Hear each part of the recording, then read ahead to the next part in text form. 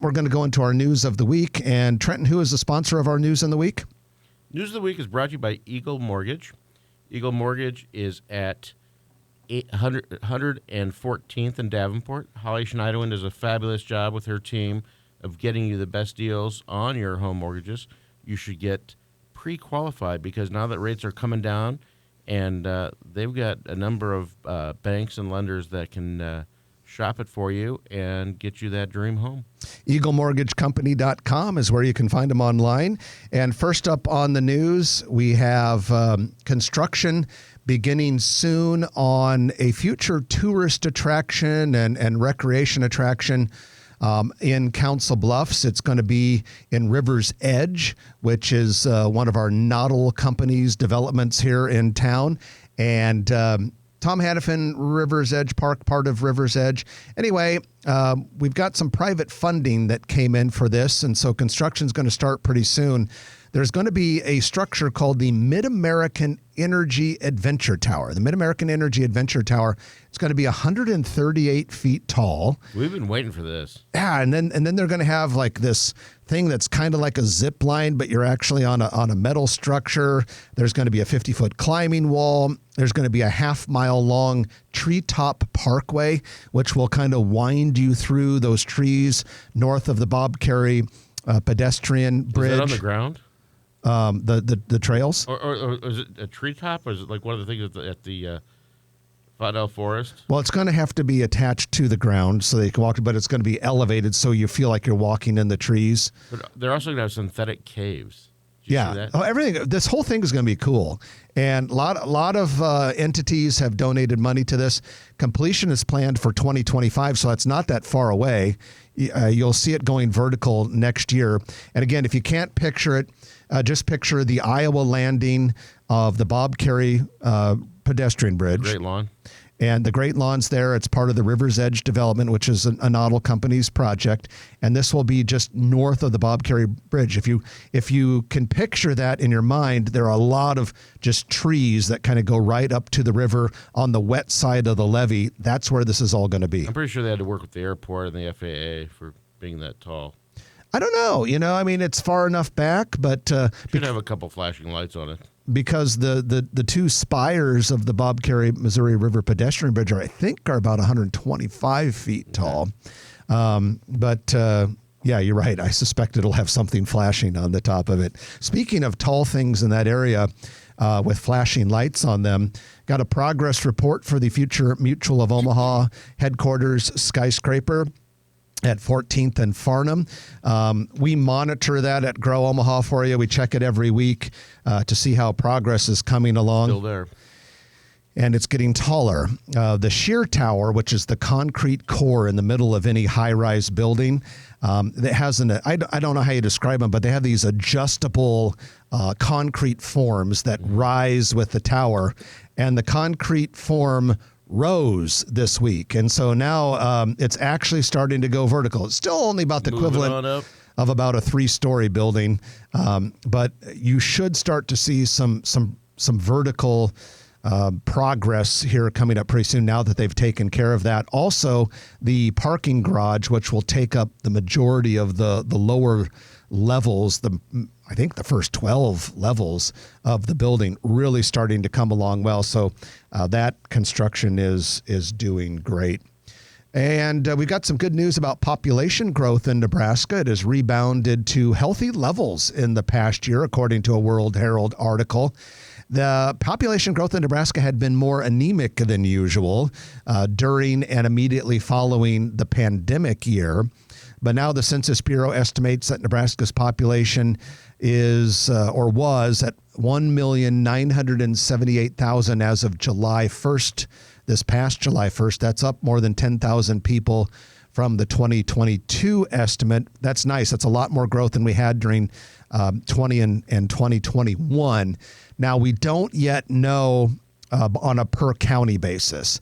And as soon as we know what the population estimates are on a per county basis, we can do the math and tell you the Omaha metropolitan area estimate. And that, I suspect, should be coming out in the next couple of months. So good news there, good progress there as well. We can always do more to bring in new blood.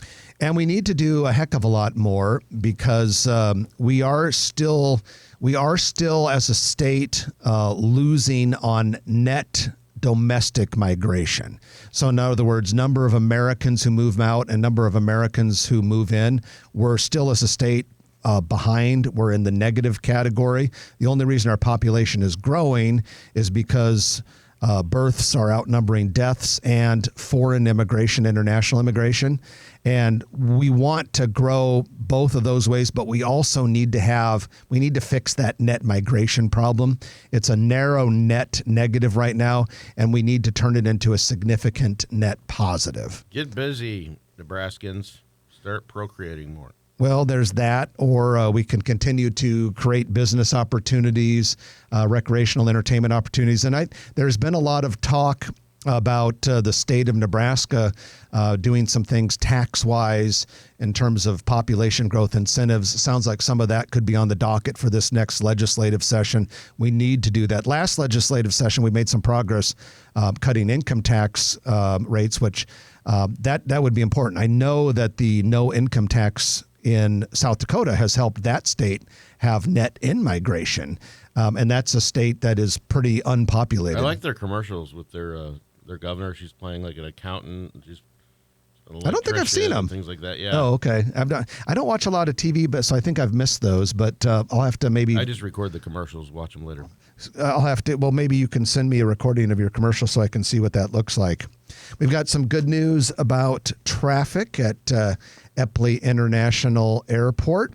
And it looks like this year it will exceed 5 million passengers. Holy moly. And that's good because that is the ammunition we need to keep that major terminal expansion and modernization process online. We suspect that's going to start sometime next year. Of course, right now they're already working on the exterior canopy and drop-off pickup area.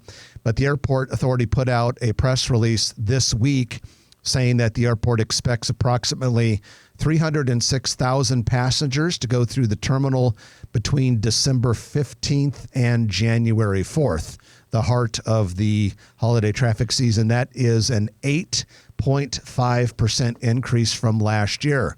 So, Trenton, we have the 4 busiest travel days of the winter holiday Christmas season provided to us by the airport authority. You might find this interesting. Christmas Eve, not on there. But number 1 will be Wednesday, December 27th. So apparently they expect everyone going home after visiting relatives on the 27th. Thursday, the 21st, which was a couple days ago, was number 2. Wednesday, December 20th, 3 days ago, was number 3, and yesterday was number 4. So it looks like everyone trickles in to Omaha before Christmas, and then bam, everyone's out of here on Wednesday. We are that much closer to a moving walkway at the Omaha airport. All I know is when we have the big new long terminal that will be one long narrow terminal instead of the 2 satellites like we have now, if there is not a moving sidewalk, we're probably going to have to seek counseling for Trenton because you've wanted one of those for a long time.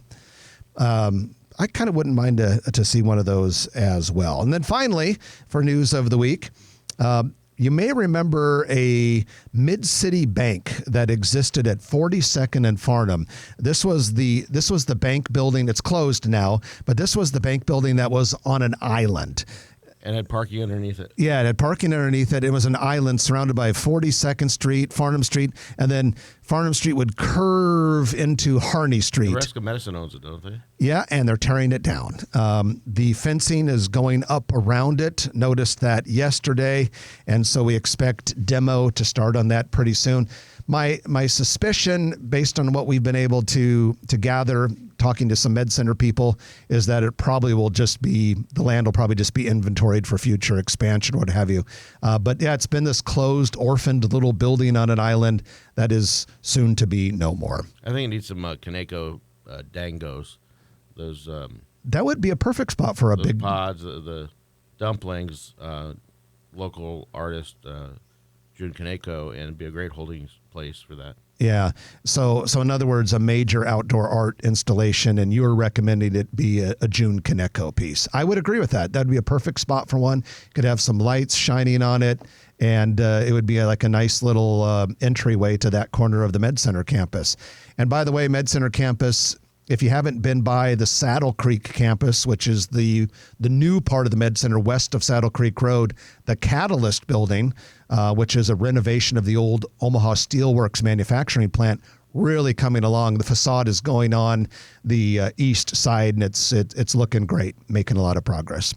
And that, ladies and gentlemen, is your news of the week, which is brought to you by Eagle Mortgage. You can find them in person at 114th and Davenport or online at eaglemortgagecompany.com.